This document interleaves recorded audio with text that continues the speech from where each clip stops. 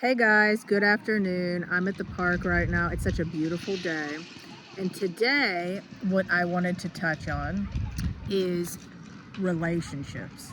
So, a lot of you here are either going through a divorce, you're either standing for a relationship, kingdom marriage, you're looking for your marriage to be restored. Maybe you're even in a marriage right now that's a broken marriage. So, what I wanted to touch on is one of the three biggest things in a relationship for something to work out, what we need to have to achieve. So, the number one thing that ruins relationships is poor communication. If your communication is poor and you're not able to have communication, that is what's going to cause it to fail. Now, there's people out there that they don't want to have any conflict of any kind, and that's just not going to work.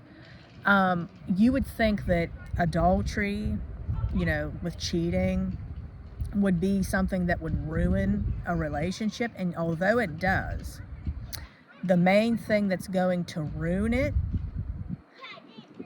is poor communication, like not having any. But not only that, you don't have to have necessarily great communication in order for your relationship to work. So, communication, as long as you are willing to try to achieve communicating about needs not being met and about like where you're at in the relationship, what you're feeling, etc., you can work with that. A lot of people on the media today, they give false information that's more or less saying that the communication has to be great. What we're looking to do is for it at least to be being worked at. So in other words, wherever you're at in your relationship, maybe you haven't communicated at all on things like this, things that are bothering you, things that maybe you're expecting to change in the relationship dynamic. When you're at least trying, you can work with that. Now, if your spouse or the person you're with is unwilling to communicate, this is where you need to stand your grounds and say, we have unresolved conflict, we have unresolved issues in the relationship that are bothering you in order for it to be worked out. See, you don't necessarily need to have great communication, but you need to be communicating, because there's a lot of people, they leave relationships, they cheat, all of that because the communication is lacking. So that is the main thing that can keep a relationship moving, is the communication. Again, people think it's fidelity, that you need the most. Communication is going to be the most important.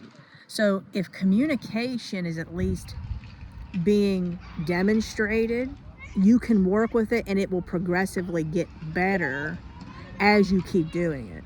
Now let's get into what follows when communication gets better. So with good communication, as it just keeps getting better, it's going to build trust, because when you're able to communicate effectively, trust automatically comes after that. And with trust is loyalty.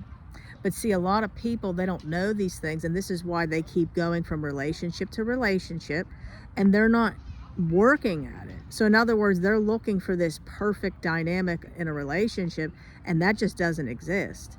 Because maybe you'll leave one person because you think maybe they nag, and then the next person might not talk at all, and your feelings may never be validated. So in other words, there's always going to be issues from relationship to relationship. Maybe one person might not show you they care, but then the other person that you get with might never, help you out around the house. I mean, there's always going to be some type of inconveniences and things that maybe like are unmet needs. that are happening in relationships. This is like kind of getting all over the place, but basically what I wanted to mainly say today is that a lot of people always think that infidelity is going to be the deal breaker in a relationship. No, infidelity just came from poor communication. But see, a lot of people, they don't know this, and I'm bringing light to the situation because I want all of you to succeed. So if you would like to work with me, I would love to work with you and help you. God has definitely equipped me to really be qualified in relationships, building a godly foundation in a relationship, increasing your prayer life, recovering from grief. If anybody knows my story, it is in depth. I've recovered from very long-term health problems. I went through traumatic loss with deaths, all of that. I have, went through the marriage issues, all the things that you can imagine, people, betraying me left and right, family issues, way more than that. But I'm saying this to say I would love to help you. And if you would like to work with me, you can email me at redeemingthebroken@gmail.com or deadmarriagesredeemed@gmail.com. That's the marriage email. I have two. You can email me on any email. If you would like to come on over to our Facebook group, it's Dead Marriages Redeemed for the Marriage, and Redeeming the Broken is the one for every Christian, or even if you're not a Christian and you're just looking for support, I would love for you to come on over because you don't know what can happen out of it. So anyways, I hope that this video was helpful. It was kind of all over the place. I'm at the park with the kids, and I just wanted to hop on here and give you something to look forward to. Again, I hope you guys all have a wonderful rest of your Saturday. God bless each and every one of you. Remember, God is working, but we have to do the internal work on ourselves. We have to be willing to do the work. We have to be willing to heal. We have to be willing to look at ourselves in the mirror and say, where can I do better to improve myself? Am I willing to work on myself? Because there's a lot of people, they want to just blame their spouses. They want to just blame the person that they're with or whatever. We have to be willing to understand that we definitely had a part in the situation too.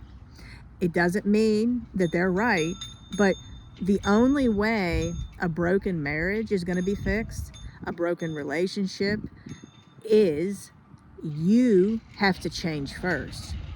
If you're not willing to change first, it's not going to happen. So you can't just wait for them to change.